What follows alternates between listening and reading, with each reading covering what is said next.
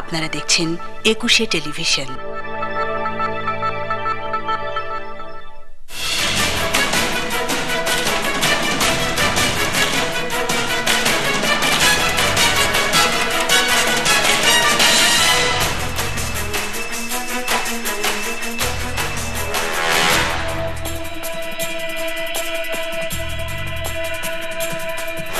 দর্শক শুভেচ্ছা দিন।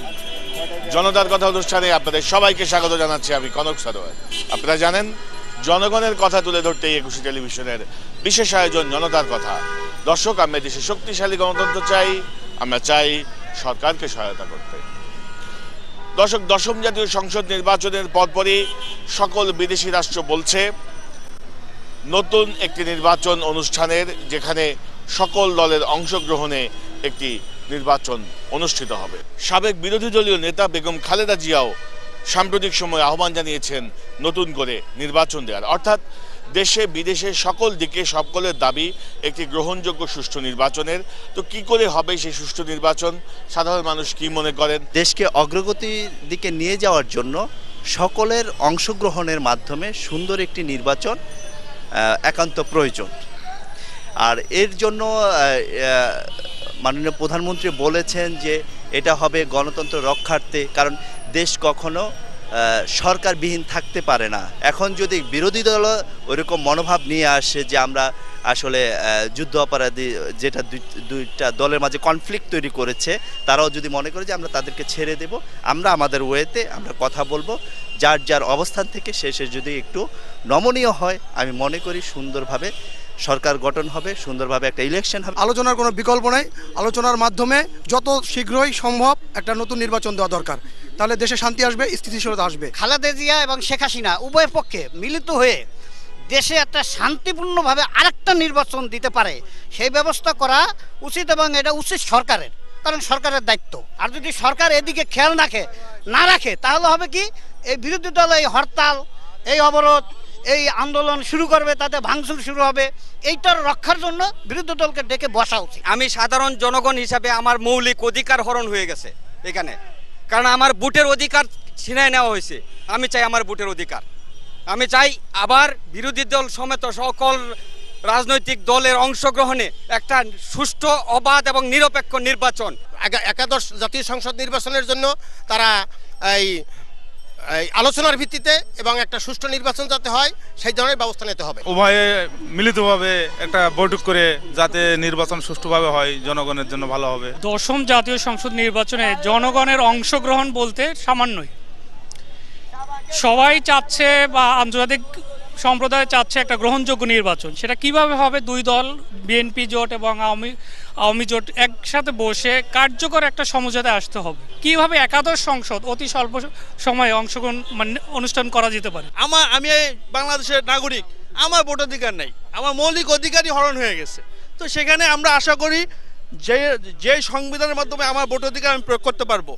মৌলিক অধিকার যেভাবে আমি নাগরিক হিসাবে আমার মৌলিক অধিকার আমি যেখানে প্রয়োগ করতে পারবো, আমরা চাই সব জনগণের অংশগ্রহণে এবং দুই দল বসে নিরপেক্ষ তত্ত্বাবধায়ক সরকারের আন্ডারেই নির্বাচন হওয়া উচিত। ধন্যবাদ। দর্শক, আপনারা শুনছিলেন সাধারণ মানুষের মতামত। সাধারণ মানুষ বলছেন আওয়ামী লীগ জোট এবং বিএনপি জোট, উভয় জোটের মধ্যে একটি সমঝোতা জরুরি। উভয় জোট আলোচনায় বসে যত দ্রুত সম্ভব একাদশ সংসদ নির্বাচনের প্রস্তুতি নেওয়া উচিত। জনগণ যেন তাদের মনের মতো করে সরকার গঠন করতে পারে, প্রতিনিধি নির্বাচন করতে পারে। পাশাপাশি দশম জাতীয় সংসদে প্রধান বিরোধী দল হচ্ছে জাতীয় পার্টি। রওশন এরশাদ বিরোধী দলীয় নেতা, জাতীয় পার্টির চেয়ারম্যান মাননীয় প্রধানমন্ত্রীর বিশেষ দূত, তার বেতন ৫৩,১০০ টাকা। ২৩ বছর পর এরশাদের গাড়িতে জাতীয় পতাকা উঠেছে। সাধারণ মানুষ কি মনে করেন? জাতীয় পার্টি বলছে তারা সরকারেও থাকবেন, বিরোধী দলেও আছেন। এরশাদ সাহেব উনি সাবেক রাষ্ট্রপতি, উনি সর্বোচ্চ একটা পোস্টের লোক, কিন্তু আজকে উনি এক প্রধানমন্ত্রীর বিশেষ দূত হিসেবে দায়িত্বপ্রাপ্ত। এটা আমি মনে করি ওনার ডিমোশন হয়েছে। সরকারি এবং বিরোধী দলে পৃথিবীর আর কোথাও আছে কিনা এরকম নজির আমার জানা নেই। বাংলাদেশে এক অদ্ভুত প্রকৃতির একটা দেখলাম যে এরশাদ সাহেবকে, যে সরকারি দলেও আছে মাথা আর লেজ আছে বিরোধী দলে। এরশাদ সাহেবের এখন ভবিষ্যৎ আর কিছুই নেই, এখানে তার রাজনৈতিক শেষ, সে বয়স হয়ে গেছে, পিছনে তাকাইলে তার হাল ধরার মতো তার ওয়াইফও শেষ, সেও শেষ, পজিশন শেষ। সেই জন্য সে এখন যে কদিন বাঁচে এই কদিন সরকার লগে থেকে যাবে, যেহেতু এটা জোটবদ্ধ। আর যে বিরোধী দল বিরোধিতা করতেছে, বলতেছে এটা কথার কথাই বলতেছে। এটা আসলে উনি ছিল পল্লী বন্ধু, ওনাকে এখন বলতো পোল্ট্রি বন্ধু।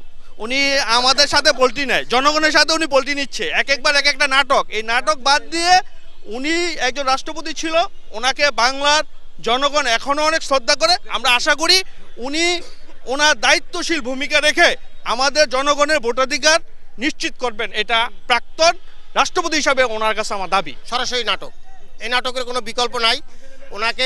ওনাকে আমরা যে শ্রদ্ধার চোখে দেখছিলাম, আমি ব্যক্তিগতভাবেও জাতীয় পার্টিকে পছন্দ করছিলাম, কিন্তু ওনার যে বর্তমান যে নাটকটা, উনি যেখানে বলছে যে আমার 4টা পিস্তল আমি লোড করে রেখেছি, আমি সুইসাইড করব, সেই ব্যক্তি সে কি করে যে মেডিকেল ভিতরে যে হারাই থাকে এবং আসছে সে আবার জাতীয় পতাকা দিয়া জাতীয় গাড়িতে উত্তোলন করে। এসব তো একটা হলো ভাঙড়ি লোক, মানে কচুরি, সকালে এক কথা বিকেলে এক কথা, ঠিক আছে, এর কোনো ভ্যালিডেশন নাই, বুঝলি, একটা লোক। এরশাদ সাহেবকে তো আসলে সরকার একটা খুশি করছে। আমি মনে করি যে এরশাদ সাহেবকে এই যে 53,000 টাকা বেতনটা কোথা থেকে আসবে? জনগণের টাকা দিয়ে বেতন দেবে সরকার। এই টাকা সরকার যে দিছে তারে কেন দিছে? তারে খুশি করার জন্য। এরশাদ সাহেব তো উল্টা কথা বলে, ঠিক দিয়ে আউলে চলে গেছে। আমি আমার বাড়িতে থেকে আমার বাবার সাথে বিরোধিতা করে আমি কি টিকতে পারবো? আমার বাবার কথা অনুযায়ী চলতে হবে। এখানেও সরকারি থেকে সরকারের যাবতীয় সুযোগ সুবিধা মানে ভোগ করব, আর সরকারের বিরোধিতা করব, এটা হতে পারে না। এটা একটা মেকিং গেম ছাড়া আমি আর কিছু মনে করি না। দর্শক আপনারা শুনছিলেন সাধারণ মানুষের মতামত। সাধারণ মানুষ কিন্তু তাদের ভাবনাগুলো অসাধারণ, তাদের বিশ্লেষণ অনেক গভীর এবং সূক্ষ্ম। দর্শক, জনতার কথা দেখুন প্রতি রবিমঙ্গল বুধ এবং শুক্রবার 21 পর্দায়। জনতার কথা নিয়ে হাজির হয়ে যাব আমি কনক সরোয়ার।